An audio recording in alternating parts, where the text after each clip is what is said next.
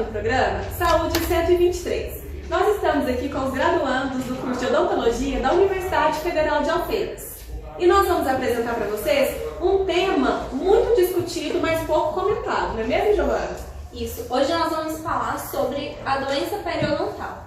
É uma doença muito comum, hoje é a mais prevalente entre as doenças bucais, mas infelizmente ela é muito pouco discutida. Mas afinal, o que é o periodonto?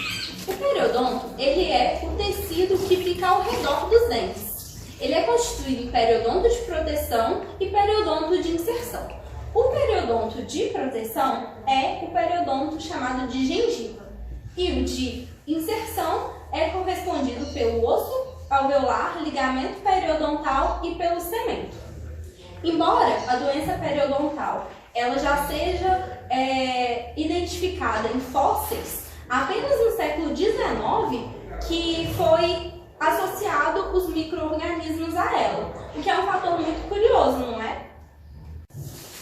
A inflamação ela é iniciada pela própria microbiota bucal, seja isso de forma direta ou de forma indireta. Para facilitar, os estudiosos eles dividiram a doença periodontal em dois tipos: a gengivite, que acomete o periodonto de proteção, e a periodontite, que acomete um tipo de inflamação que acomete o ligamento periodontal, o cemento e o osso alveolar. Basicamente, o habitat periodontal é dividido em três: o periodonto sadio, a gengivite lúcida por placa e tem também a periodontite crônica. O periodonto sadio é caracterizado por sulco gengival de aproximadamente 3 a 5 milímetros e a gengiva é bem aderida ao dente. Pelo esse espaço ser muito pequeno, tem pouco crescimento microbiano. Então, as bactérias que colonizam ali são principalmente as primeiras bactérias, são as streptococcus. Além disso, a gengiva não apresenta sangramento, nem vermelhidão, nem edema, e o ligamento periodontal e o osso alveolar estão intactos. Já na gengivite lúcida por placa, o sulco gengival é um pouco mais fundo, então por isso tem mais espaço para crescimento microbiano. Então favorece o aumento das condições de anaerobiose e diminuição da proporção inicial de gram-positivas. Então lá você já pode observar que vai ter edema, vai ter vermelhidão, vai ter sangramento. O ligamento periodontal e o osso alveolar, eles ainda estão intactos. Mas é nessa etapa que você já deve procurar um dentista, porque são os primeiros sintomas que surgem. A periodontite crônica, ela é a mais grave das três, é a mais complexa. O sulco gengival está ainda mais profundo, então ainda tem mais micro-organismos, principalmente das anaerobioses estritas. Então, ali já vai ter exposição de cemento, porque a gengiva vai estar retraída, o ligamento periodontal também já foi destruído, o osso alveolar ele sofreu reabsorção. Então o osso ele já perdeu sua inserção, então é perigoso, o dente perdeu essa inserção, então é perigoso ele cair. Então essa é a mais preocupante. É importante ressaltar que essas doenças elas surgem por etapas, então ao sinal do primeiro sintoma já é melhor procurar um dentista. Então, para complementar o que a Paula disse, eu vou falar um pouquinho sobre as características dessa microbiota, que é muito rica, existem muitos micro-organismos nessa região, porém não é essa quantidade de micro-organismos que faz aparecer a doença periodontal, e sim a atividade metabólica deles.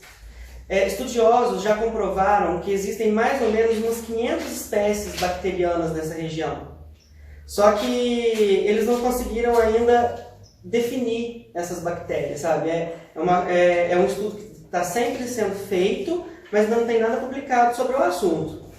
E dizem que a grande maioria é do tipo anaeróbia proteolítica, né? Do tipo gram-negativa. Isso, a grande maioria dessas bactérias são desse tipo.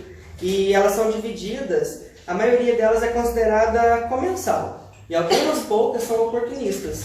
Mas ainda não conseguiram comprovar. Mas acreditam-se que a maioria dessas bactérias é do tipo transitória. E alguns pesquisadores dividiram essas bactérias em grupos, né, que é considerado 6 complexos, vamos dizer assim. Os primeiros deles que é o complexo azul, violeta, o verde, o amarelo, são aqueles que se ligam diretamente ao tecido dental. Esses complexos, eles são tidos até como benevolentes, vamos dizer assim. Eles não causam essas doenças, só que eles induzem a formação de outros complexos, que o próximo seria o complexo laranja. Vamos imaginar assim, você tem os 4 complexos no dente, aí o complexo laranja vem e engloba todos eles. Esse complexo laranja já é o início de uma doença periodontal, porém não tão grave. E, se não cuidado, ele vai abrir espaço para o próximo complexo, que é o complexo vermelho. Esse complexo vermelho, no caso, ele já é uma doença periodontal mais aguda. Então aí já realmente as bolsas são maiores e precisa de um tratamento mais específico. E para ser considerado como como periodonto patogênico, o micro-organismo ele deve apresentar algumas características. Dentre elas, ele tem que estar no sítio ativo, ou seja, não adianta simplesmente ele estar no periodonto. Ele tem que estar num sítio ativo onde há a doença. Porque a partir do momento que ele está ali, pode haver ou não uma progressão de determinados sítios. Isso vai depender do quê? Da atividade metabólica de cada uma delas. E outra coisa também, ele tem que ter uma propriedade de ser erradicado por medidas terapêuticas. Porque a Karine vai explicar depois sobre o tratamento, vocês vão ver que não é simplesmente um tipo de tratamento. Existem umas outras coisas que podem ser feitas. E ele tem que ter uma resposta contra esse agente e os produtos que está sendo utilizado ali para combater esse micro-organismo. E por último, uma outra característica que ele tem também são fatores de virulência que possibilitam a colonização do hospedeiro. Ou seja, ele tem que estar em uma região onde ele pode se desenvolver e ter defesas contra o próprio hospedeiro, sabe? As defesas do próprio organismo, ele tem que ser resistente a isso. Interessante. Então, conforme o Rony falou que os micro-organismos devem apresentar uma defesa contra o hospedeiro, se encaixa aí os fatores de virulência, que é a capacidade dos micro-organismos se aderir contra, numa balança, a capacidade do hospedeiro se defender. E quando a capacidade do hospedeiro se defender cai, aumenta a capacidade do micro-organismo se multiplicar, se instalar no periodonto do hospedeiro, certo?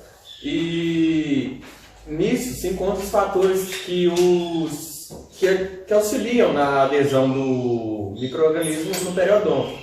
E nesses fatores que auxiliam na adesão, encontram as fibrilhas, que possuem as adesinas. E nas adesinas, elas reconhecem a superfície dentária para auxiliar na ligação. Outro fator muito importante é a capacidade do micro-organismo de se multiplicar no periodonto do hospedeiro, que apresenta características excelentes, como temperatura, pH, mas outra muito importante é a sua relação com outras colônias que apresenta, porque nas doenças periodontais não possui apenas um tipo de micro-organismo, mas sim vários. E isso é muito importante com a relação entre como um micro-organismo interage com o outro, porque pode ser enquanto uns auxiliam, os outros causam dano tecidual propriamente dito, e não são todos capazes de causar esse dano. E o dano tecidual ele é causado principalmente quando o micro-organismo se instala no tecido, que é uma fase mais avançada da doença periodontal. E ele é causado muitas vezes também por enzimas que os micro-organismos produzem, que acaba degradando o tecido periodontal, podendo corroer o osso em casos mais extremos. Bom, é muito importante a gente ressaltar também sobre a forma de tratamento da doença. Agora que nós já conhecemos, já estamos familiarizados com a doença, saber como ela é tratada é muito importante, porque conforme a Paula falou, é muito importante que a pessoa saiba reconhecer e procure um dentista o mais rápido possível. Então a Karine vai falar um pouquinho pra gente sobre essas formas. Então, Giovana, é muito interessante o que todo mundo falou, porque a doença periodontal em si, ela tem um marco inicial, né? Ela começa de uma doença e tem uma continuidade subsequente a outras doenças. Então, para falar de tratamento de uma doença periodontal, tem que falar diagnóstico, né? O paciente tem que ir no consultório.